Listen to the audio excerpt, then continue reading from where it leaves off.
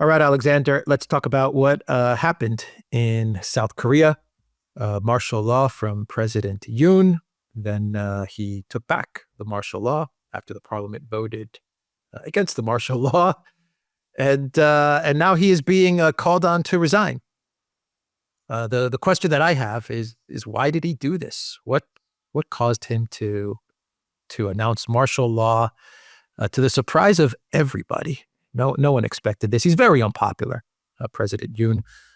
Very, very unpopular. He's also seen as pretty much a puppet of the U.S. I believe that's true. That's accurate. He's definitely under the control of the United States. He's the guy that sang American Pie in the White House. Remember that with Biden? Absolutely. There? Yeah. That's President Yoon. Anyway, he calls martial law. The whole thing backfires on him. The opposition, which has a majority in Parliament, they vote his martial law down. And now I believe his defense minister is being called on to resign. He's being called on to resign, or he will be impeached.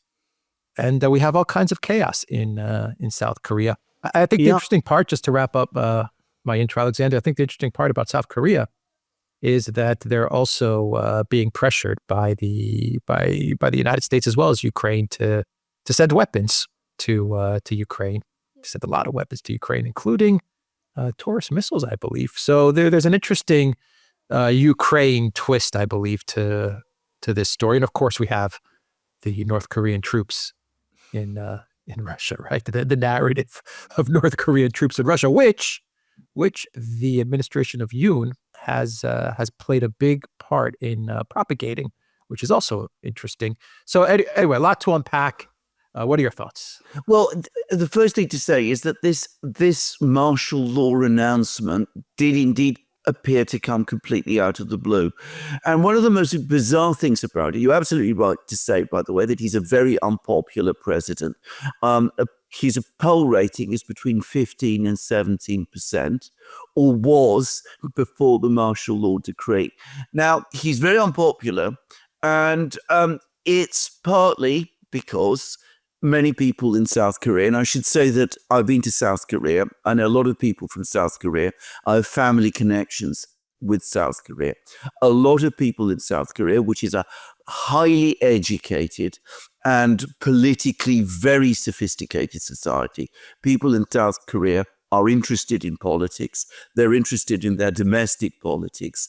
There was a long history of very tough dictatorships in the 60s, 50s, 60s, 70s, 80s, economically successful dictatorships, but dictatorships nonetheless, which people remember very well.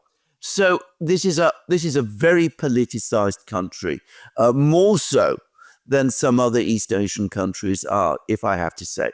So it came out of the blue. He is unpopular, and the reason he is unpopular is precisely as you say, because he has subordinated, or is seen to have subordinated, South Korea's national interests to those, not so much as the United States, but specifically the political agenda, the foreign policy agenda of the Biden administration and of the neocons in the United States. Now, that includes forging an alliance with Japan and the United States, effectively against China. Now, this is a controversial issue in South Korea, to put it mildly, because Japan ruled Korea, the whole of Korea, in the first half of the 20th century. Its rule there is remembered by many Koreans as extremely brutal. The whole position of South Korean governments was that South Korea would not establish close relations with Japan until Japan apologized and paid reparations for some of the things that the Japanese did in South Korea. And Yoon just threw that all away because the American interest was to bring these two countries together and to face off against China. And having been to South Korea, I could say that yes, South Koreans do have mixed feelings about China. It is the colossus in the region, but they don't feel as strongly about China as they do about Japan. And China is, of course, South Korea's biggest trading partner. And Yoon has gone also along with all of the American policies on sanctions against Russia, which were controversial in South Korea because South Korea had successfully developed a friendly relationship with Russia. That is not an overstatement, by the way. Relations between South Korea and Russia had become very friendly. And beyond that, South Korea has also imposed sanctions or gone along with some of the Biden administration's sanctions against China, particularly in exports of chips, semiconductor technology, that sort of thing. And again, it's not widely known. People tend to think of the very advanced chips as being made in Taiwan, but they're also made in South Korea as well, principally by Samsung. Samsung makes them mostly for its own products, but it does occasionally export them, and it does occasionally sell or has occasionally sold and exported them to China. So there's a perception that Yoon has been consistently subordinating South Korean policy to US interest. And many people in South Korea, and said this is a politicized society, also feel that the sanctions that South Korea imposed against Russia have been one of the principal reasons for the rapprochement between Russia and North Korea, which obviously does not serve South Korean interests. So there's been lots of criticism of him. There's also criticism of him because of the corruption or perceived corruption of his wife, which is assumed to be corruption that involves him. He won the presidency by the narrowest of margins, campaigning as an anti-corruption prosecutor. And of course, it's been a shock to many people to see that he does appear to be involved himself in corruption in some way. So this has lost him a great deal of support. And of course, in April, there were elections.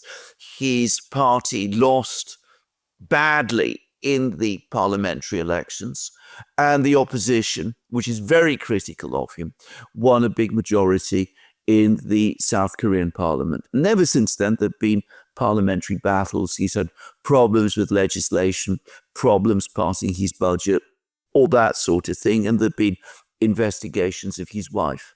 Now, all of that sets the scene for this announcement out of the blue of martial law. And one of the most bizarre things about that announcement is that, of course, despite the fact that you have all of these political tensions, the fact that he's unpopular, the fact that the parliament opposes him, the country basically is stable. The economy is stable. South Korea is got a very strong economy. There are many social problems in South Korea. The birth rate in South Korea has collapsed, for example. There's all of those concerns, but there was nothing that would appear to justify a declaration of martial law. I mean, he's the target of corruption investigations, but that's not so unusual in South Korea, by the way. And again, that doesn't justify declaring martial law. There's been issues about the budget. That doesn't justify declaring martial law. And he didn't give any real reasons why martial law should be declared at this time. He said that the opposition is in league in some way with North Korea. But again, they provided no evidence for that. And anybody who knows anything about South Korean politics would know that this is an absolutely fantastic claim. The opposition party is politically on the left somewhat. It does want better relations with North Korea, but to assume that they are somehow controlled or subordinate to North Korea is absurd. So he didn't really provide any real reasons why he was declaring martial law. Of course, he did so also at 2:00 in the morning. And again, that was, very unexpected by many people. So he declares martial law. And it's clear that what he was talking about when he declared martial law was the dissolution of the parliament. Parliament would no longer function. The media would be brought under control.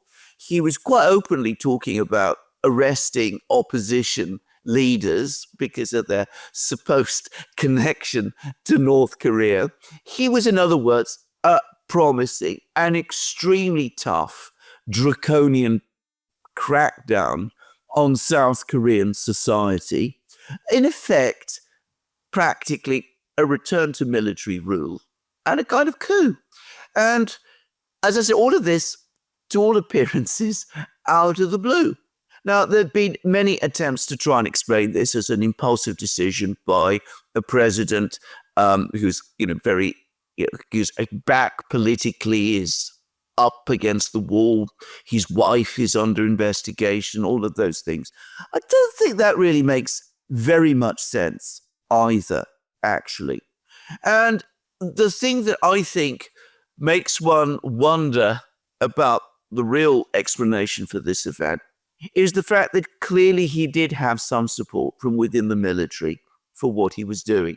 So the chief of staff and the defense minister backed his declaration of martial law.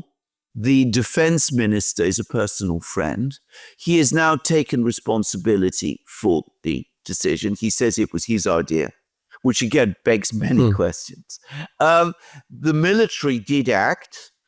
A special forces unit was sent to the South Korean parliament to enforce the martial law decree, to prevent parliament from working, and one assumes eventually to start arresting opposition leaders. So this isn't something that came out of nowhere, the president acting in complete isolation. He clearly had some discussions with some people about it. But what he faced was united opposition across South Korean society.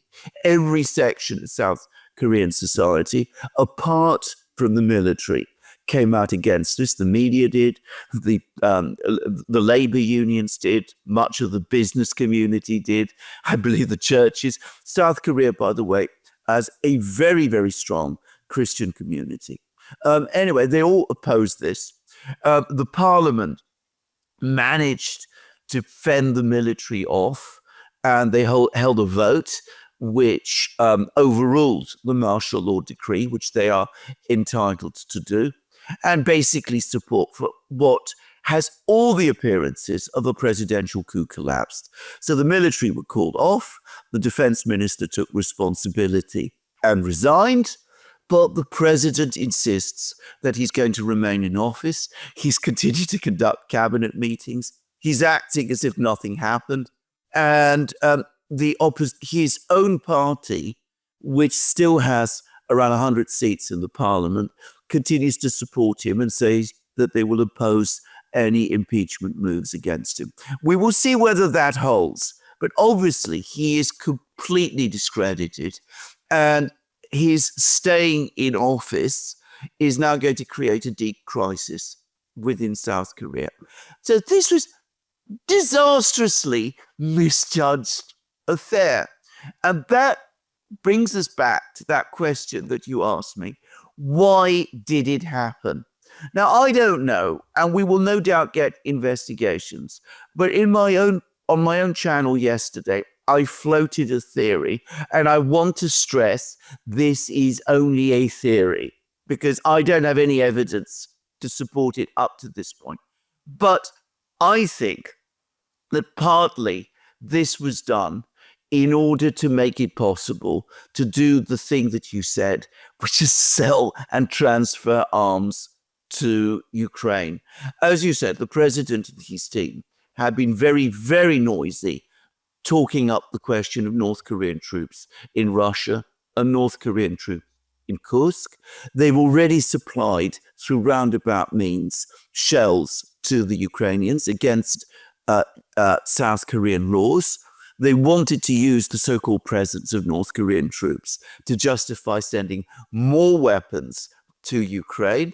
Clearly, they were backed in this by the Biden administration, which is going to have problems supplying weapons to Ukraine that we all know about.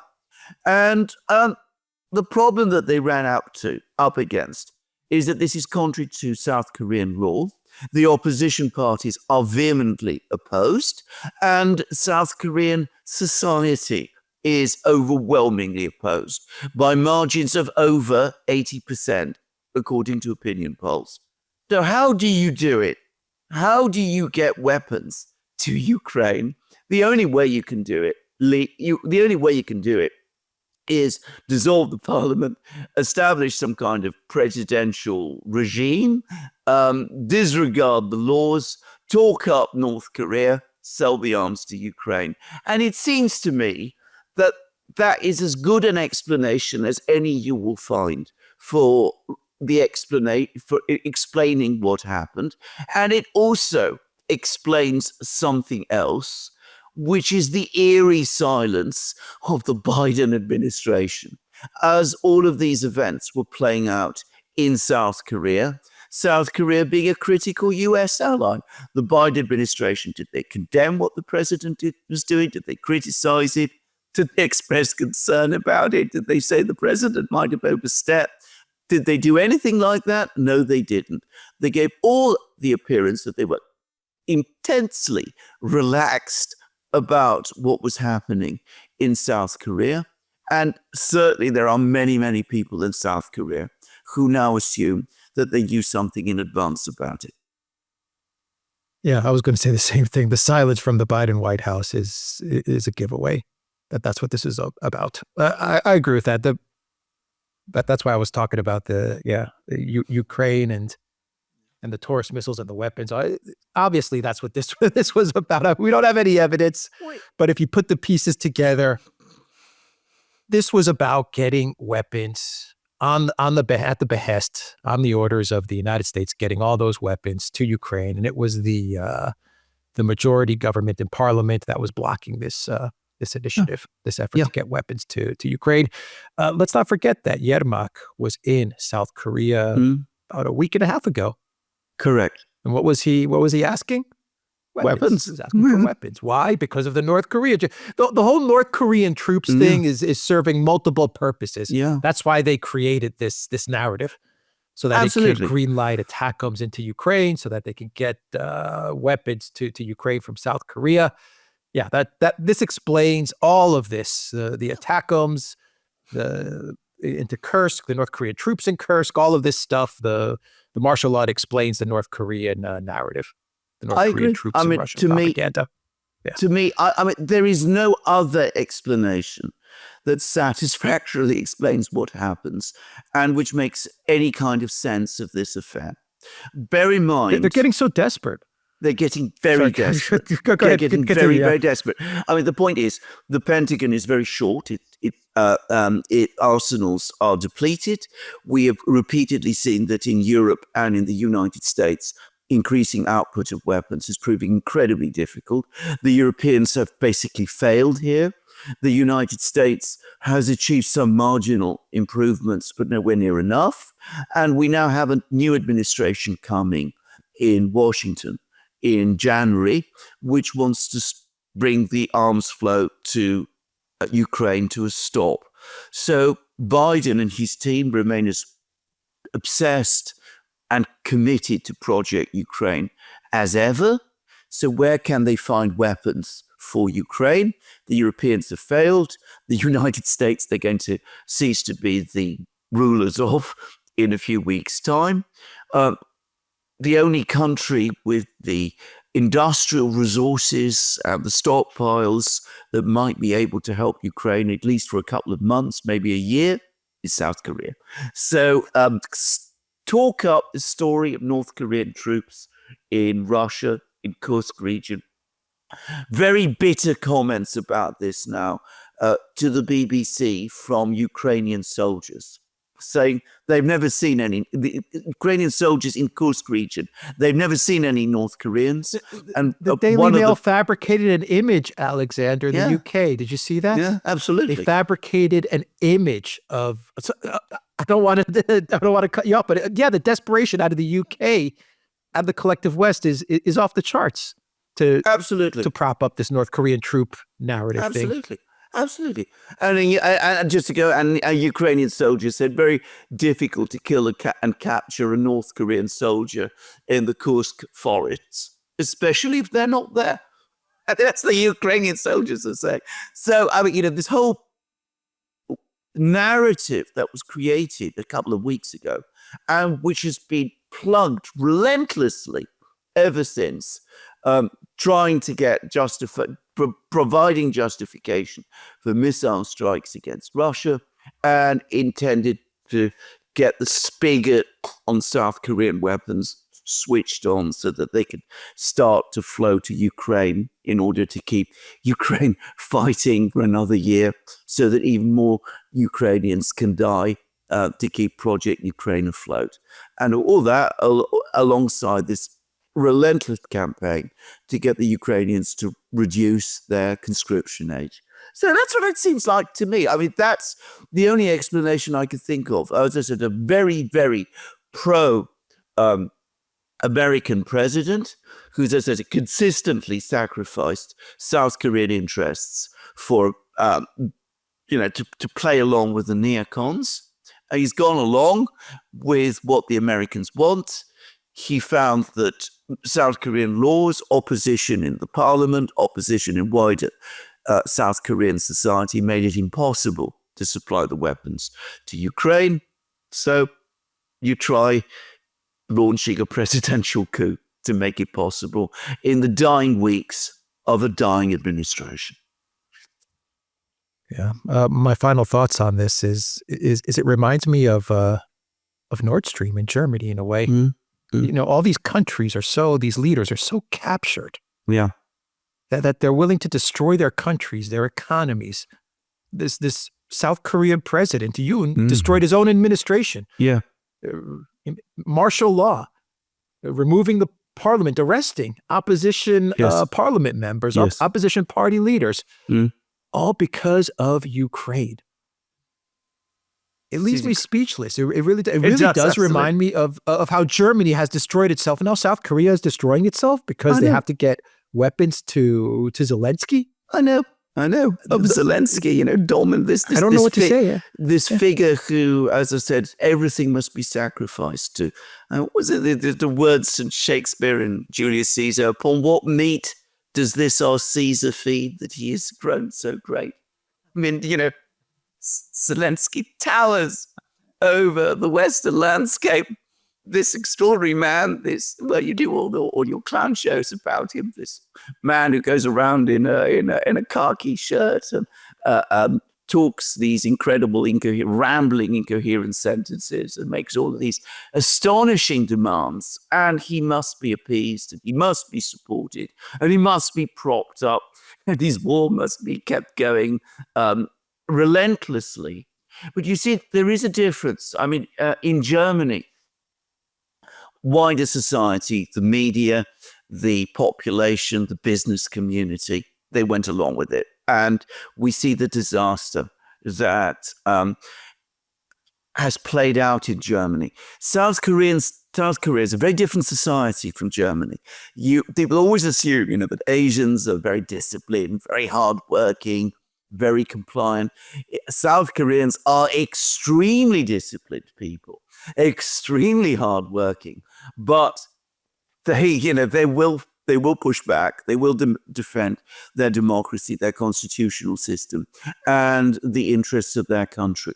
If you go to South Korea, which I have done, you find what a profoundly patriotic people they are, and how strongly they will defend the national interests of South Korea, and in a way of Korea as a whole, which is a complicated story, which I'm not going to go into in this program. But I mean, Korean nationalism exists, and it is a factor in international affairs and one which should not be disregarded. It exists, but they have a president who's not even close to being a Korean nationalist. Yeah. Absolutely. Not just a president, because we see that the certainly sections of the army were prepared to support this. And as anybody who knows South Korea also knows, there is an enormous deep state in South Korea built up during the long decades of the dictatorship. It brings together, police agencies, intelligence agencies, and military officers, and all kinds of, a whole apparatus has been created there. And of course, it is every bit as, united to, the hip to the American deep state as any deep state in Europe is. Yeah, well, we know why the military in South Korea, or parts of the military in South Korea were keen on the idea of, were hot on the idea of getting weapons to Ukraine. I mean, we know. Yeah. We know. Everyone that's watching this video knows why. Exactly. Yeah. All right. We will end the video there. theduran.locals.com. We are on Rumble, Odyssey, BitChute, Telegram, Rockfin, and X. Go to the Duran shop, pick up some merch like what we are wearing in this video update today. The link to the Duran shop in the description box down below. Take care.